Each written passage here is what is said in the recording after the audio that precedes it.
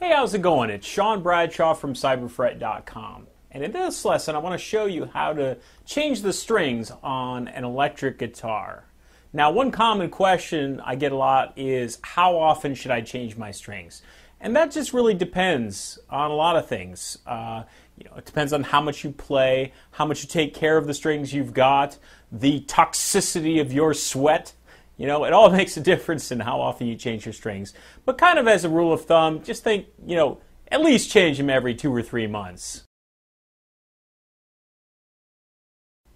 All right, now what kind of strings should you put on your guitar? Now there's a lot of different brands, and sometimes brands, it ends up being like Coke and Pepsi. There's some people that really think this string is better or that string is better. So I'm going to talk about first the gauge or the thickness of the string that you should put on, and I'll make a few suggestions that I'll post in the written part of the lesson below, but I'm going to talk in this video just about the thickness of the string. It's referred to as the gauge of the string, how thick a string is. Now, it really depends on your guitar what gauge of string you might want to put on your guitar, and it also depends on preference as well, and I'm just going to give you the bare bones basics.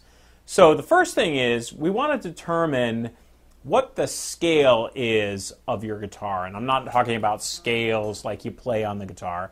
I'm talking about how long the strings are. Now, here's what I want you to do.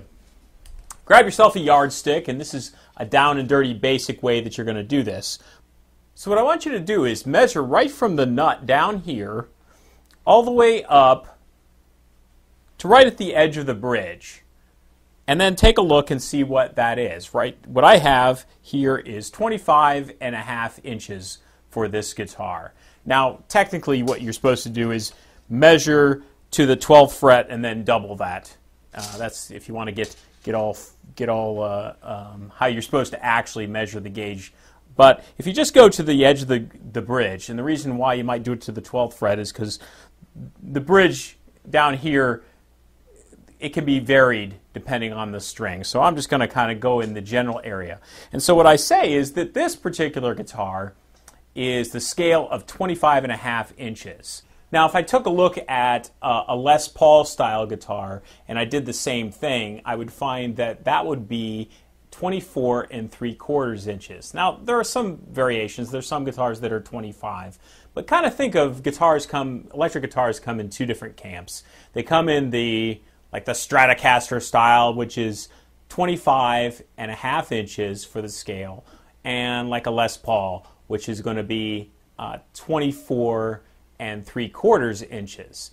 And the thickness of string will depend on which of those two camps of gauges of guitars there are. Now, if your guitar is a 25.5, then what I'm going to suggest is putting a 9-gauge set on your strings, and what that means is it's actually 0.009 inches for the first string, and that'll be down to a 42 on the bottom. It's 0.042 inches is what that means, but we often just refer to that as a 9-gauge for the first string down to a 42 for the sixth string. If you want a little bit thicker string, you can put a 10-gauge on the top down to a 46 on the bottom. Now, for a guitar that has a scale of the 24.75, then I'm going to suggest going for the 10-gauge string on that. So the 10 down to the 46 on the 6th string. If you end up putting a 9-gauge string on like a Les Paul, the strings are going to be so flappy and you're going to have a lot of hard time keeping them in tune. Now, like I said, it's going to depend on your preference as to what kind of gauge strings you put on. You could go a little thicker on, either of these styles of guitars. But I want you to think, in general, for 25.5 inch, like a Stratocaster, I want you to put 9-gauge to a 42, and for like a Les Paul, which is 24.75 inches, go 10-gauge down to a 46 for the 6th string. All right, so that's just some basics of what kind of gauge to put on your guitar. Now, the tools we need to get started. Number one, grab yourself some needle nose pliers. Number two, go out and get yourself what's called a peg winder. All right? It's just a little thing that's going to help you wrap your strings a lot easier. If you say, well, I don't need one of those, well, what's going to happen is you're going to have to twist the strings a lot. All right? And it's going to take you a lot longer, and you're going to have some wrist pain. And so do yourself a favor and spend $1.50 and get one of these handy-dandy peg winders. Get two and have a party. Yeah. All right. And you need your strings. And I a lot of times use, like I said, brands depend on the person.